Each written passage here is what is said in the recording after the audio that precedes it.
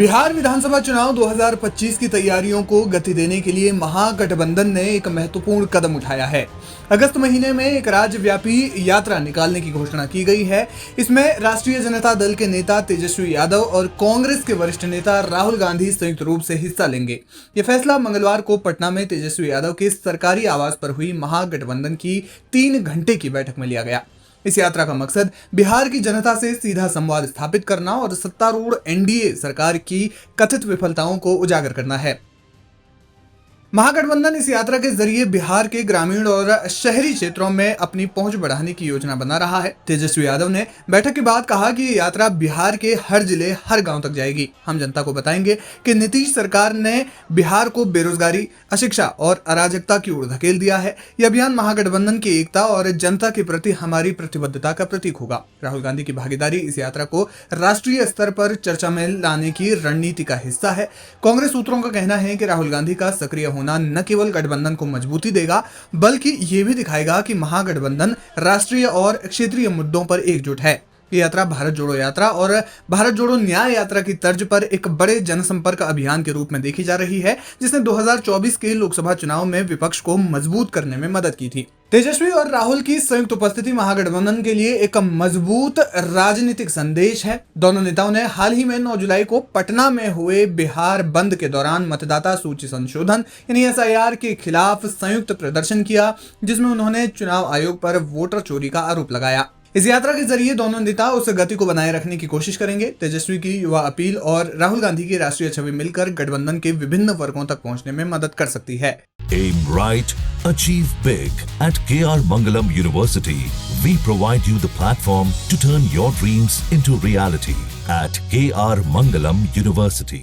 राजनीतिक पंडित मानते हैं कि इस यात्रा की घोषणा के बावजूद महागठबंधन के सामने कई चुनौतियां हैं। गठबंधन के भीतर नेतृत्व और सीट बंटवारे को लेकर मतभेद की खबरें सामने आ सकती हैं। आरजेडी ने तेजस्वी यादव को मुख्यमंत्री पद का उम्मीदवार घोषित किया है, लेकिन कांग्रेस ने अभी तक इस पर कोई स्पष्ट सहमति नहीं जताई है। कांग्रेस नेता कृष्णा अल्लावरू ने कहा कि मुख्यमंत्री पद का फैसला चुनाव के बाद सहमति से होगा। हमारी प्राथमिकता गठबंधन की जीत और बिहार की जनता की भलाई है। इसके अलावा हाल ही में बिहार बंद के दौरान सड़क जाम और जनजीवन व्यवधान को लेकर कुछ आलोचनाएं भी हुई थी। तेजस्वी यादव लगातार बिहार में 70,000 करोड़ का घोटाला होने का दावा कर रहे हैं। सीएजी की रिपोर्ट का हवाला देकर वे बिहार सरकार पर घोटाले का आरोप लगा रहे हैं और इसे लेकर वे लगातार मुखर भी हैं। कि आने वाले कुछ दिनों के बाद यानी राखी के बाद हम महागठबंधन के सभी साथी, खास तौर पे जो बड़े नेता हैं दल के, राष्ट्र स्तर के जो नेता हैं, और हम भी खुद राखी के बाद जनता के बीच हम लोग जाएंगे। हम लोगों की यात्रा होगी और तकरीबन 9 प्रमंडलियों में, यानी हर एक प्रमंडल में हम लोग जो है रैली भी करेंगे। तारीख, रूट जो है आप सब लोगों को कुछ दिनों बाद जो है बता दिया जाएगा, लेकिन जो बिहार की जनता के अधिकार को लेकर के, जो बिहार के उज्ज्वलंत मुद्दे हैं, जो जनता के मुद्दे हैं, या जिस प्रकार से वोटर्स के नाम को काटा जा रहा है, इन तमाम बिंदु को लेकर के हम सब लोग जो है जनता के बीच जाएंगे। और इस यात्रा में राहुल गांधी जी भी शामिल होंगे। हमारी राहुल गांधी जी से भी बात हुई है और लगातार बातचीत हो रही है।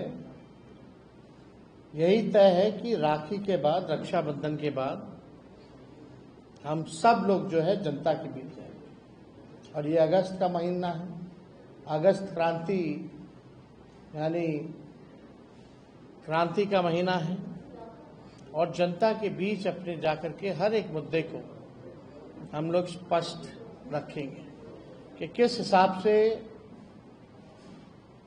भाजपा के लोग वोटों की चोरी कर रहे हैं, बिहार में बढ़ता अपराध हो, बढ़ता भ्रष्टाचार हो, जो 80,000 करोड़ का घोटाला इस सरकार ने किया है।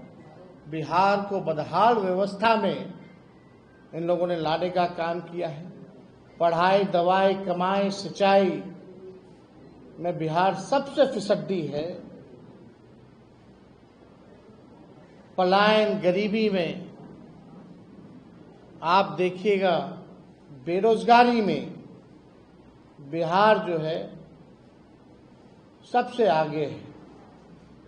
ना कारखाना है, ना कुछ है। तो जो भी इश्यूज होंगे हम लोग साझा जो है करेंगे। तो हमको लगा कि आज प्रेस कॉन्फ्रेंस करके आप सब लोगों को इन बातों को जो है रखने का काम करें। हमारे साथ राजेश राम जी भी हैं, वो भी अपनी बात को रखेंगे। जिस प्रकार से बिहार सरकार ने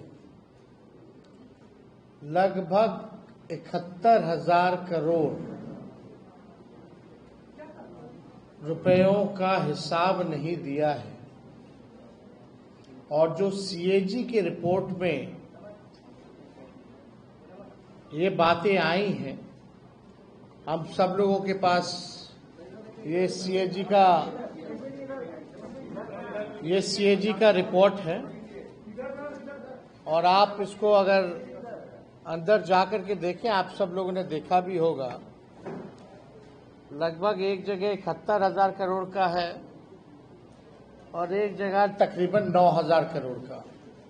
तो आप समझ सकते हैं कि टोटल 80,000 करोड़ रुपया कोई मामूली रुपया नहीं है। 80,000 करोड़ का बिहार सरकार जो है हिसाब किताब नहीं दे पाई है। हिसाब किताब नहीं देने का मतलब आप समझिए कहीं ना कहीं बड़ा घोटाला हुआ है।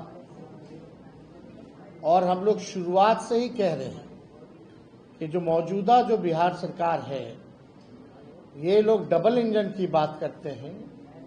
एक इंजन इनका अपराध में लगा है, दूसरा इंजन इनका भ्रष्टाचार में लगा हुआ है। एक तरफ लॉ एंड ऑर्डर का क्रिमिनल डिसऑर्डर हो चुका है, और अपराधी जो है अब सरकार चला रहे हैं। पिछले 10 दिनों में 100 से भी ज्यादा हत्या हुई है बिहार में। मुख्यमंत्री अचेत अवस्था में। कोई भी सरकार का व्यक्ति इन घोटालों के बारे में, 80,000 करोड़ के बारे में चुप क्यों है?